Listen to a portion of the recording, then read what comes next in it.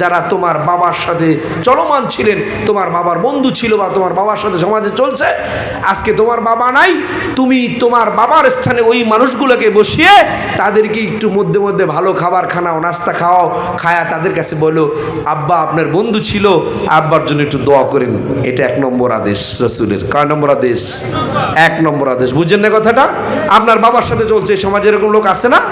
বয়স্ক মানুষ, গরিব বা অসহায় অবস্থায় আছে, তার সন্তানরা জিগায় না, কিন্তু আপনি সুযোগ পাইছেন, আসেন চাচা একটু দোকানে বসেন, একটা ডিম, 2টা পরোটা আর একটু ভাজি খাওয়ায় যদি তাকে একটা চা খাওয়ায়, বলে চাচা আপনি আমার বাবার সাথে চলছেন, আমি তো বাবার খেদমত করতে পারতেছি না, আপনি আমার বাবার জন্য দোয়া করবেন, আমি আপনার খেদমত করলাম।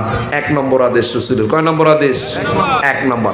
2 নম্বর রাসূলুল্লাহ সাল্লাল্লাহু আলাইহি সাল্লাম বলছেন, তোমাদের যাদের মা বাবা দুনিয়া থেকে চলে গেছে, তোমরা 2 নম্বর মা বাবার জন্য সদকায়ে জারিয়া কিছু কাজ করো, যেই কাজগুলো দুনিয়ায় স্থায়ী তোমার মা বাবার কবরে সওয়াব পাঠাবে। যেমন মসজিদ নির্মাণ হচ্ছে, মসজিদ নির্মাণ করবা, অথবা মক্তব নির্মাণ করবা, অথবা একটা মাদ্রাসা তলবুল ইলমকে তুমি নিজে খরচ দিয়ে পড়ায়া কোরআনে হাফেজ বানিয়ে দিবা। এই ছেলে যতদিন পৃথিবীতে থাকবে, যতদিন তেলাওয়াত করবে, তুমি সদকায়ে জারিয়ার সওয়াব পাইবা। কয়টা গেল? 2টা।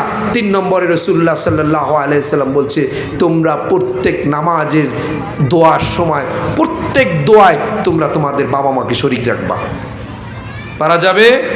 কয়টা আমল? যাদের মা বাবা দুজনে একজনে নাই, তাদের জন্য রাসূলের ওসিয়ত, এই 3টা আমল যদি তোমরা করতে পারো, তোমাদের মা বাবাকে আল্লাহ কিয়ামতের দিন মুক্তি দিয়ে দিবে, তোমরাও তাদের রুহানি দোয়া এবং রুহানি ফয়েজ পাইবা। আমরা সবাই পাইতে চাই না? আল্লাহ পাক রব্বুল আলামিন আপনাকে আমাকে সবাইকে আমল করার তৌফিক দান করুক। আমিন। ওয়া আখিরু দাওয়ানা আলহামদুলিল্লাহি রাব্বিল আলামিন। আসসালামু আলাইকুম ওয়া রাহমাতুল্লাহ।